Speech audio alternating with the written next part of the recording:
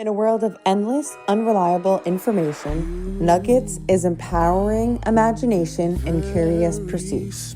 Tidbits of knowledge from around the world to share with a friend, ponder yourself, or discover more. This is Nuggetz, and I'm the one who starts the conversations, Taylor Kennerson. Join me as we chat with nuclear physicists, yoga teachers, homeless people, and more. In collaboration with Connecting You, an ecosystem of products, services, and software helping you be your best. Hey, what's up? I'm Caitlin Ivory here with my co-host. What's up, guys? Taylor. We are the hosts of the Nuggetz Podcast, and we have a special guest today. How's everybody? Frankie, introduce yourself. Hello, everybody. My name is Frank Feaster. I am the Bergen Catholic High School head lacrosse coach. I am an assistant football coach. I coach the tight ends and fullbacks. And I am also a physical education teacher at Bergen Catholic. I have graduated from Bergen Catholic. I played football and lacrosse. I went to Muhlenberg College, graduated in 2020, played football and lacrosse there. So coaching both sports is really fun for me, being able to get back to my alma mater and help the program grow every single day in both aspects, in both areas are really awesome opportunities for me. I'm also building a brand called Fuel the Fire, or FTF Athletics. It's a sports wellness fusion. And basically what that means is, bringing the wellness area into high school sports or youth sports. So I noticed at a really young age that yoga and mindfulness and wellness, really helped me as an athlete on and off the field. So FTF is just kind of a way for me to bring that back and bring that to youth and high school athletes, all around the area, and kind of run camps and clinics and provide these things and resources for them that they can use to grow as an athlete in more than just a physical or on the field type of approach. Give us a little bit about your background. I know you have a couple siblings. You have a really unique family. You're inspired by mind and body at a really young age, learning different things. So walk us through that. My mom actually introduced me to yoga when I was, in elementary school. She started teaching it. She found her passion in yoga, at a later age. So she kind of brought that into our family. And, I really noticed a difference playing sports. So, playing basketball, taking free throws, just focusing on my breath and not being nervous that all eyes are on me. Or even at a young age. Like I would look at my parents and my mom would be like you're tight breathing. So I would focus on my breath, and she just different aspects, stretching. I took yoga classes, youth yoga classes. And, I just noticed a separation between me and my friends. So I wanted to bring that to other youth athletes that can benefit from that. So, but like you said, my family, I have two brothers. I'm the middle of the three. I have an older brother and a younger brother who both work in New York City. Like you said, my mom is a big yogi, and she brought me into this world that I can hopefully shine some light on some other young athletes. Talk to us a little bit about your high school life and then your decision to go to college and what that looked like. I know you went to Bergen Catholic High School, which is a really highly competitive sport and academic school. Mm-hmm. So what was your experience like there with so many other high performing athletes? What did you learn?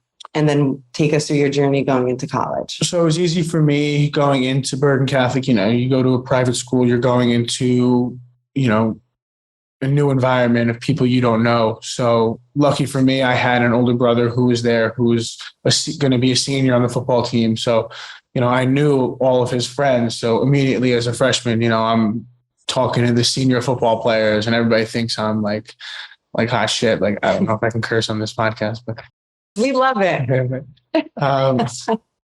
So I thought I was hot shit. And, but I made my own friends. I wanted to pave my own path and not live in anybody's shadow. So going into high school, I played two sports, football and lacrosse. And, throughout high school, during the recruiting process of where I'm going to play collegiate athletics, I didn't know which sport that I wanted to pursue. There were benefits in football, but I was a little undersized. And then in lacrosse, I was a little oversized, but, I used my size to my advantage and people saw that, whatever. But there were pros and cons to going for each. So I decided I could have walked on Division I football schools. I could have earned a scholarship by my sophomore year, I was told. But, I decided to go to a school that wanted me to play or wanted me for both football and lacrosse. I really wanted to take on that challenge of playing two sports in college. I did it all throughout high school, and, I couldn't imagine playing one sport without having the other necessarily the training in my blood or in my body. So what were some of the benefits of playing two sports? It was, playing two sports. So it helped in different ways. So football season, the lacrosse would help me because I was a defensive lineman. So, the footwork and the speed that I had being a midfielder in lacrosse and the conditioning that I got from being a midfielder running back and forth. I think the stat is you run close to you run over 5 miles a day when you're playing as a midfielder.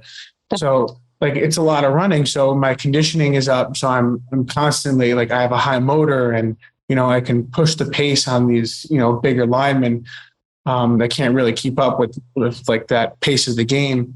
And in lacrosse, playing defensive line and being a 6'1", 240-pound, human being running at you full speed, it's not hard to stop that. So, you just try to find your strengths and weaknesses in both areas.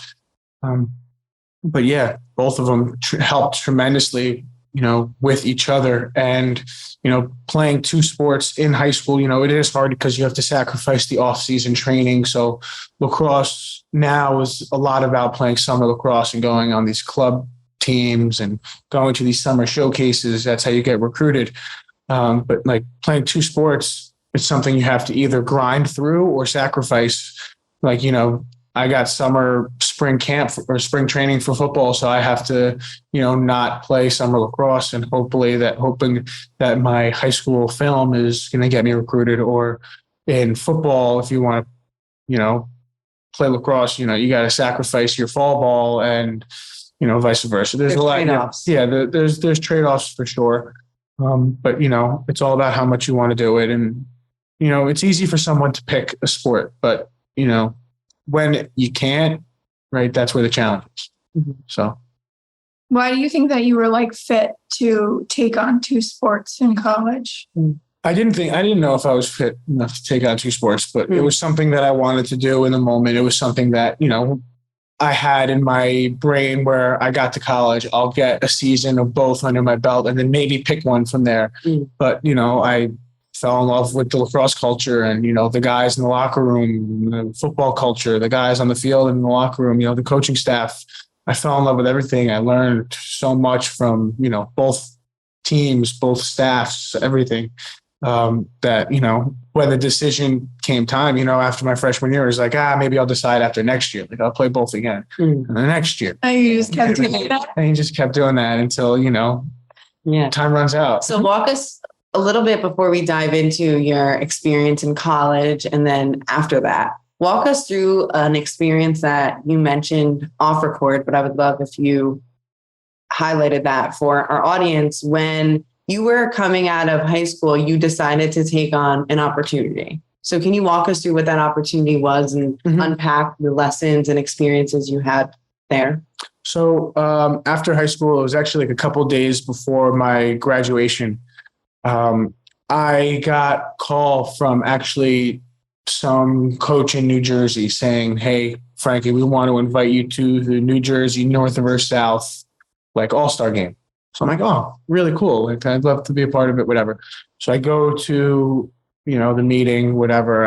I sign up and, the next day, I'm pretty sure it was the next day, I'm sitting at dinner after my fiance's softball game and I get a call from my head football coach in high school, Nunzio Campanelli, he said, Frankie, the U18 Team USA, like national team, wants you to be on like a defensive end for, the national team and go play football in China for a couple weeks. Like, are you interested? And, knowing that I had just, committed or signed up to do this New Jersey North versus South game, it was like kind of a tough decision I had to make. But, it's tough to turn down a chance to play football for the United States, like represent the United States of America. So I had to jump on that opportunity. I showed up for like camp or training at Keene University. I got all my practice stuff, my helmet, my shoulder pads, and it was really a really cool experience. Everything was taken care of for you. For the first time in my life, like I was treated like a high-level athlete, and it was something that was really cool. So training camp was at Keene University, and then we had to pack up and head to China. So I'm in China, and maybe took me 3 or 4 days to realize that this ain't for me. Like I was not enjoying myself in the slightest. Like the football part, whenever I stepped on the field and, was playing football, it's kind of like the escape that you get when you're doing things. So that kind of took me, when I was playing football, it felt like I was just playing football anymore. But the minute I stepped off the field and like got back on the bus, like everything was just so different. Like talk about culture shock. Like first time in my life I ever experienced like culture shock like this, where I've been in an environment that I'm just so unfamiliar, so like out of place, uncomfortable. Like, wow. I'm always told all the time, like, gotta be comfortable being uncomfortable. But, eating white rice and watermelon for 3 weeks in a row, like almost a month, it's tough on your body. I saw the food that they were that they were offering us. I'm like, no, thanks. I'm fine. Like I'm not eating that. So I stuck with white rice and watermelon I lost 17 pounds, like over the course of 3 weeks. It was unbelievable. Whoa. I came home looking like a new, my mom said, where'd the rest of you go? What were some lessons that you took out of that obvious, uncomfortable scenario? That was a situation where I wish I could have used my breath more to my advantage, or like my mindset to my advantage. I was just uncomfortable, and, it was thing after thing that was making me uncomfortable. Like I would have to bring my own toilet paper to the bathroom. And then, the toilet was in the floor. Like I didn't have anything to sit on if I had to go to the bathroom. Like, wow. The showers were down like 4 flights of stairs in a building that didn't have air conditioning. So by the time you go in there and shower and you walk back up to your room with no air conditioning up 4 flights of stairs, you're sweating again. And like, where did they have you guys staying? They had us staying in Harbin, China at like, I think it's the University of Harbin, or like the university. So it was like there. Almost like a dorm? Yeah, it was a dorm. But when I tell you, like, wow, the mattress was like this thin, it was tough. It was a different experience than you were definitely accustomed to. Yes. And it was just thing after thing, like knocking me down. But like, there were definitely some very cool experiences that I took from there, like going out we went out in Shanghai. No, we went out somewhere in China, like into the main city. And at Bergen Catholic, I took Mandarin my senior year. Really? So I had a little bit of Chinese under my belt. Say something. I could just say my name and how old I am. So ni hao, wo xia Frank, wo er shi wu. So I know how to count. So I know the numbers pretty much. So, burden her? What was that? So we're all shopping, like all these American football players in China, and someone's telling me, hey, I just got this. I spent like 400 yen on it, or whatever the currency was. I forgot. So he gave it to me, and I looked at it. I'm like, this isn't 400 yen. Like this is like 20 yen. You paid like way too much for this. He goes, how do you know? I'm like, because it says like, oh shit, like it's 20. No way. So he's like, how do you know what that means? It's like Chinese. Whatever. So yeah. So like from then on, like everybody was following me around to like any store. They're like, Frankie, how much is this? Like the people were trying to take advantage of you. Like they see Olympians, they're like, all right, let me just I mean, put the 20 in here and then keep the rest and put it in my pocket. Yeah. So, that was definitely a fun experience. Playing football was fun, obviously representing the United States of America. Like, I'm not taking anything away from that, by saying that I had a bad experience, because that's something that I wouldn't trade for the world, is being on the field, playing against Japan or Canada or Austria, playing against those teams, wearing the red, white, and blue, the United States on your helmet, United States, like my name on the back. Like, it's so cool, Yeah. Did you find that any of your teammates had a similar culture shock? Definitely. A lot of us definitely had a culture shock. A lot of the kids also knew each other going into this thing. It's like I was kind of one of the kids that stepped in not having any, all-star experience. So, these kids recognize each other from camps that they've gone to, or they live in around the same areas, or they've gone to college visits together, like to these Division I schools. But meanwhile, I keep telling my high school coach, like, I want to play Division III football and lacrosse. Like, this is the school I want to be, so this is the school I'm going to go to. And so I never really went to these visits or camps. I never met any of these kids. So it was weird stepping into a new environment, but I made friends. I can make friends with anybody. I can make friends with a rock. Yeah. But it is weird being like the odd man out, especially like the defensive lineman next to me goes, "Oh, I'm going to Illinois." Like, "Oh, I'm going to Muhlenberg." He goes, "What's that?" It was a different experience. Like people definitely look at you differently in a situation like that. But the second you step on the field, like I was starting over some of these kids going to Division I schools. Yeah. The minute you step on the field, it's like it doesn't matter where you're going. You're skill talk at that point. It's not, any given day, like I'm going to beat you. That's my mindset. So So fast forward now, you're in college. You had a few accomplishments there, which gave you the ability to open up new opportunities for you to potentially take your skills to the next level. So can you unpack that a little bit on going to a Division III school and then having these really unique opportunities that not a lot of people get to experience in the first place, and then let alone at that level? So one thing that like I tell people all the time, being a high school football coach and even a high school lacrosse coach, like I tell kids all the time, if you're good, they will find you. Like whether it's in high school being recruited to college, or if it's in college being recruited to play professional or at the next level, if you're good, they will find you. Like that's their jobs. Like they have people that research almost every single school in the country. Like they'll find you if you're good. So, that was a lesson that I learned, my junior year at Muhlenberg. So I was playing football. I had just finished my junior season. It was my first full year playing defensive end. It was my first All-American season. And, my head coach said, "Hey, the Eagles have a scout that want to come talk to you." So I had gone home for summer already. So I had to get in my car, drive all the way back to Muhlenberg, sit in the sports center and talk to this guy for like an hour, take the Wonderlic test, which is like just testing your IQ. And they test your IQ? The NFL tests your IQ? The NFL tests your IQ. Wow. Like, that's actually a big reason why a lot of people fall in the draft. So like this past season, quarterback from Ohio State, like he was supposed to go like first overall, but he took like his Wonderlic test showed that he can't. Wonderlic. I think that's what it's called. Wonderlic, something like that.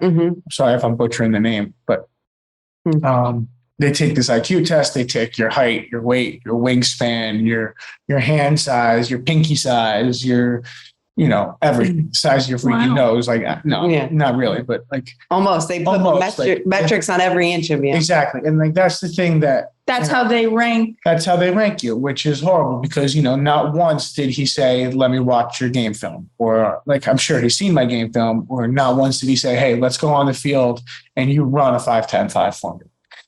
Like, I'm always ready to do that. Like, I'm like, freaking gazelle. Like the gazelle doesn't have time to stretch when the cheetah's coming after him. Like he's just going to be ready to go. That's my mindset. Like, I'm ready to go. I'll run a 5-10-5 right now. it'll be my PR. I guarantee it. Yeah. But like, that's just the mindset I have. So after that, going into my senior year, I had another All-American season, accolades, sack records. My defensive coordinator used me all over a linebacker. So I got film at, a lot of different areas on the field. And, I had a couple more scouts talk to me, reach out to our head coach about me. So just back up right there. What was your mindset like when you first heard that someone at that professional level was interested? And then how did you navigate that scenario? Because I don't think someone going to a Division III school ever gives themselves or expects that to happen, even though that's obviously what you work your whole life for. Yeah. So like I said, if I learned from my coaches at that time, they were told me if you're good, they'll find you. So all you have to do is play your game. Don't think about anything. Don't think about playing at the next level. Just, play the game that you want to play because it's working. People are taking notice. So I knew that the moment I started trying for something was going to be the moment that things started to crumble. So I was just keep doing what I'm doing, have fun, playing Division III football, lacrosse, drinking beers on the weekend with my friends. I'm not, study it's not a job. It's not a job like some of these Division I schools. I have these Sundays off. I have sometimes no practice, nothing on Mondays. So it's a much easier workload on your body. And that's just what I enjoyed about playing football. It's playing football for the love of it, not, to get something out of it. So like I said, I had my second All-American season. Some more people started taking notice. And at that point, I'm hey, people are taking notice. I just finished my senior year. COVID was happening, so I didn't get a chance to play in the fall. So I had this extra year of eligibility that I'm people are taking notice. I'm not going to get in right now, but maybe if I play Division I football, I'll get noticed. People will be able to see that I can do this against Division I talent, and that it's not just against Division III players. So my defensive line coach at Muhlenberg took a job at University of Albany. So I reached out to him. He said that he would pass my information along to the head coach. He obviously gave me a good word because he was my defensive line coach. And I did well there. So I got an opportunity to go to Albany in the spring of 2021. So I graduated Muhlenberg January 2020. January 2021, and went to Albany spring 2021. That's right. So they were set to play a spring season. So I was planning on going for the spring season, getting some film, and then trying to go into the NFL. So I was at Albany, I was there January, and then, first week of pads go on, and, I'm with the ones and twos, as an edge rusher, and I get my tuition package or my bill, and it's full tuition, full room and board, full meal plan. And I'm I can't get any sort of scholarship. It's Division I program. I'm with the ones and two, the starters. You said if I was with the ones and twos, those are the guys that are in scholarships.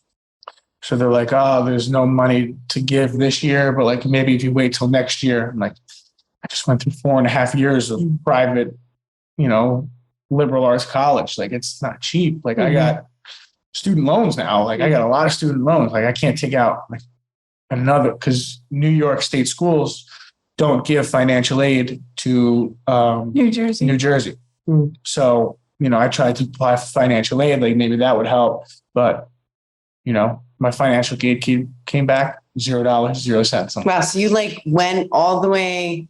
You set your sights on leaving Muhlenberg, which is obviously a really tough choice for you. Mm-hmm. And then you decided to go to Albany because whatever promises or discussions had, and then you earned a spot and you were working your way in with the ones and twos. And then your life literally flipped upside down. Right. So, again, at Albany, it was definitely a similar situation like it was to China where, I felt out of place. These kids looking at me who's this kid transferring here from a Division III school. Like, why does he think he's going to come take my spot?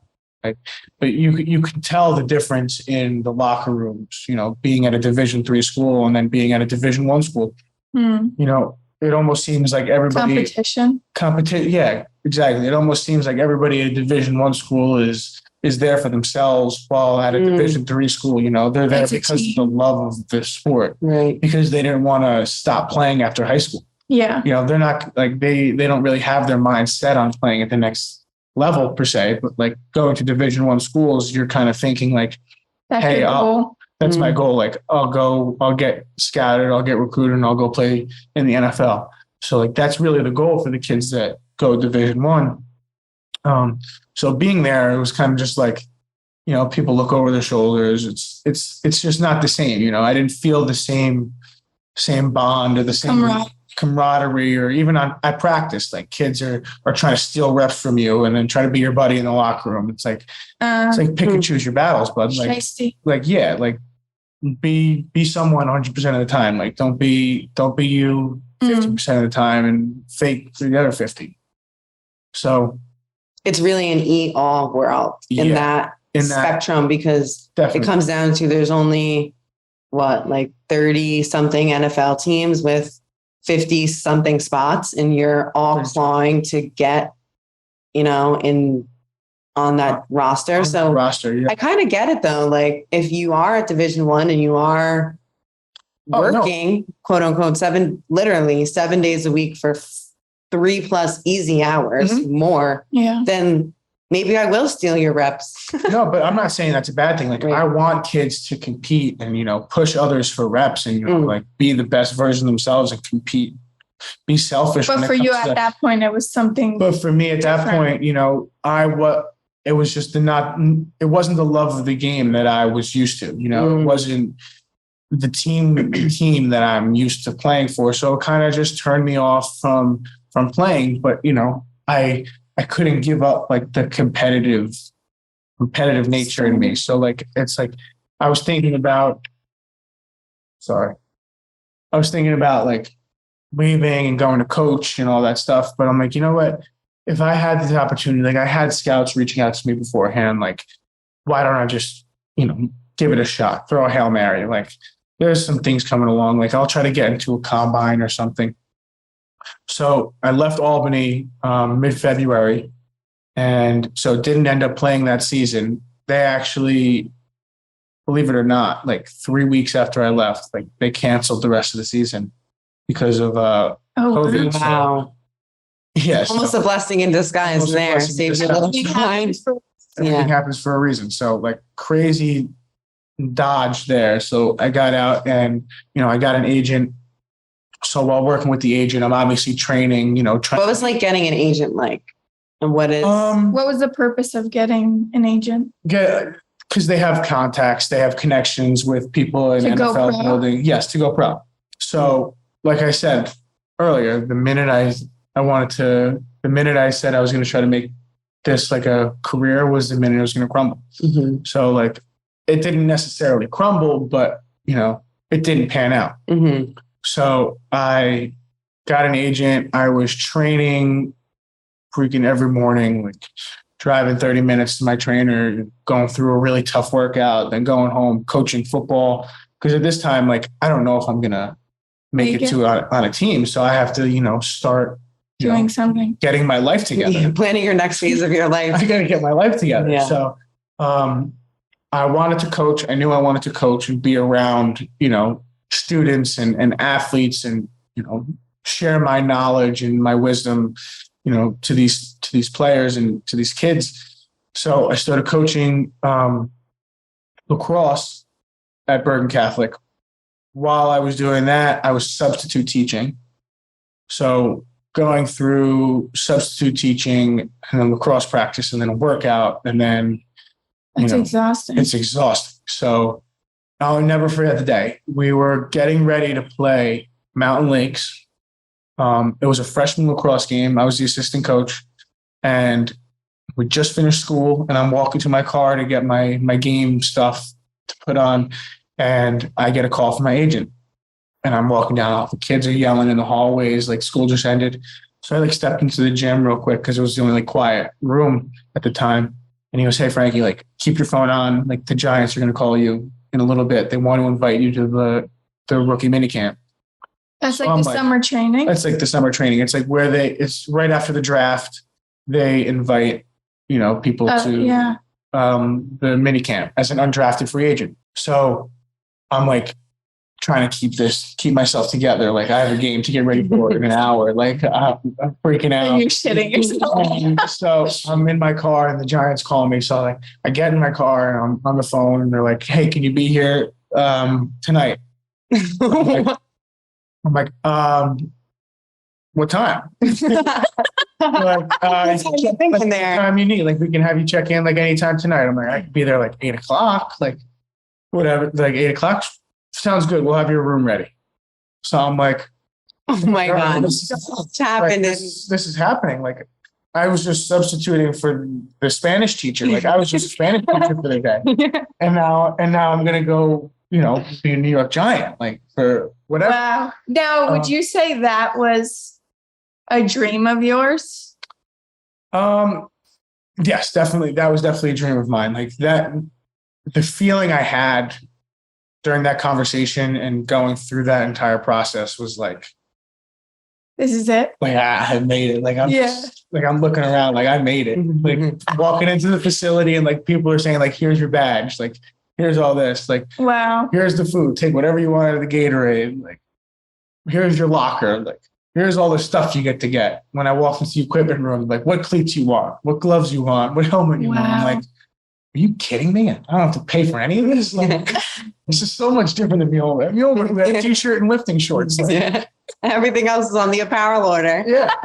So that was definitely just, crazy experience being with like high caliber athletes, people that have played in Super Bowls, have scored touchdowns in Super Bowls, to guys that have, just competed for a Heisman Trophy. Like being on the field with those guys after everything that I went through was definitely like a surreal moment. It was like literally everything happens for a reason, because, I could have been at Albany studying sociology. Instead, I'm at the Giants minicamp. Right. Like I could have been in a dorm playing Xbox, but, I'm studying film with Kelvin Benjamin and Corey Clement. Like, wow, it's unreal. So that experience was awesome, practicing. I mean, it was definitely a change of pace from what I'm used to. What did that teach you about yourself and your life? Size is everything. Oh my God. I definitely could have, and also being proactive definitely could have helped me more in a situation like that. I could have, talked to the coaches and said, "Hey, I think that I would be a better fit for you doing this," as opposed to just, biting my tongue and doing whatever they asked me to do, being that coach's player, being like the player that every coach wants, is just the person to say, "Yes, coach," and do whatever you're asking me to do, instead of argue or, try to prove them wrong. So, they had me doing running back drills. Like I just went through 2 years of playing defensive end. Like I'm not doing jump cuts and spin moves and carrying the ball with two hands. Just let me run that to the quarterback, or let me run ISO and block the Mike linebacker. Let me do something. So after like 5 days, Joe Judge, who was the head coach at the time, he brought me in and said, "Hey, we're going to, let you go. We're going to keep you on our short list," whatever. Like it's probably something they tell everybody. But, I went home, everybody was like, "Oh my God, congratulations." I'm like, "I didn't even make the team." Congratulations. They're like, "Oh, but it's like," but they were right. It was definitely like something to hang my hat on. And, yeah, for sure. I have some stuff that they gave me still. And, it's definitely an experience that I'll look back on and say, like, I'm really glad that everything happened the way that it did. So, after that, it was like, all right, now, like, I'm done. Like, now I'm done football. Let me focus on this coaching thing. Like, now I can say, like, I was a New York Giant, like, mini camp. To your kids. I could say that to my kids. I can use that on my resume, whatever. So, that kind of helped me. But, it kind of propelled me to, bring my passions into what I wanted to do. Like my background of yoga and mindfulness and meditation, like now it's the perfect opportunity to, being this, highly looked at athlete, this is what he did. So let me try to, bring this to the rest of the world. And I loved it. Every second of it. Where are you at in your journey now? And where do you see yourself in a year, a couple of years? Where's your journey taking you? Right now, I am getting ready. My alarm went off. I'm getting ready to go to football practice. So I'm coaching the tight ends at Bergen Catholic. And also, coaching? Yes. Back at your alma mater? Back at my alma mater. How does it feel? Amazing. It's so much fun. So coaching at my alma mater and trying to get my lacrosse players recruited, trying to put them in the best position. So it's just like, being a mentor and being like, this guy that these kids look up to and, appreciate is something that I strive to be every day. And it's like how you do anything is how you do everything. And, going after it and being myself 100% of the time and not like taking any seconds off. Like, one of the best quotes that I've heard is like, just always pretend like there's a camera on. Whatever you would do when there's a camera on and the lights are on, like that's how you should live your life 100% of the time. Not to be weird, like don't think about that when you're in the shower or like going to the bathroom or sleeping. But like when you wake up and you're like, oh, I could go back to bed. Like think like cameras are on me right now. They're going to see me like go back to bed instead of get out of bed, get my push-ups in or do whatever I got to do to start my day. Or you're home alone. It's like, oh, I could sit on the couch and watch TV, or I could open my laptop and do some work or whatever I got to do, help myself or help my future, help my players, like anything. Just be the best version of myself, help them be the best version of themselves. What do you think sets you apart as a coach than the next guy? I care about the kid. I don't care about, my reputation. I care about bringing good energy and, putting smiles on faces and, helping them achieve goals that they want to achieve. And, I think I do that. I'm pretty successful in doing that. And, everybody I talk to is like, hey, like, thank you just for being who you are. And, that's the reason that I keep doing what I'm doing is because I'm getting this feeling in my stomach. Like when people bring that up to me, it's like, I want to keep chasing that feeling. So, yeah. And right before we wrap, just touch a little bit on your business and what you're up to with that and how maybe we can help you or go ahead. This is your time now. You have the platform. So my business, Fuel the Fire, like I said, it's a fusion of sports and wellness. It's taking your training and, incorporating the meditation and the breathing and the yoga, the personal branding, helping yourself be the best version of yourself. Exactly what I love doing. So bringing that, hopefully I can do that every day for the rest of my life in a couple of years. So I can hopefully open my own facility, have, my own training equipment and have my own yoga studio, get all my certifications in order so I can, be this figure that everybody is trying to get after and, trying to learn from. So it's a mindfulness and sports infusion? Mindfulness and sports fusion. Yeah, I guess that's a great way to put it. I love that. Do you have any plans for it in the next few months? And I'm trying to get my first couple camps and clinics off the ground. Sports camps and clinics. So first couple are probably going to be for lacrosse because I'm a head lacrosse coach, and that's kind of where my strengths are in coaching.